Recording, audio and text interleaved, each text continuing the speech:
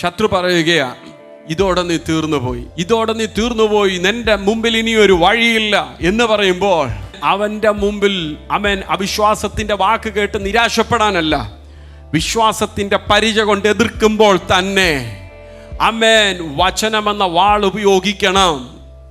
എങ്ങനെയാ വചനമെന്ന വാൾ? ഞാൻ ആരെ വിശ്വസിക്കുന്നെന്ന് ഞാൻ അറിയുന്നു, അവൻ എൻ്റെ ഉപനിധി, ആ നാളിൽ വരെ എന്നെ കാപ്പാൻ ശക്തനെന്ന് ഞാൻ ഉറച്ചുമിരിക്കുന്നു.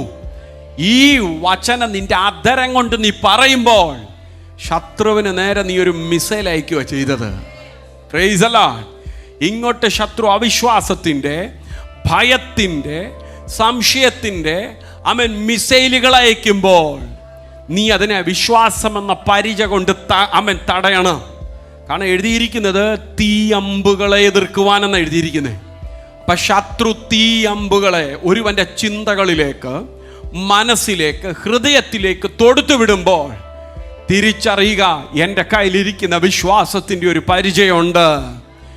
എൻ്റെ കൈകളിലിരിക്കുന്ന, എൻ്റെ കയ്യിലിരിക്കുന്ന വചനമാകുന്ന വാളുണ്ട്.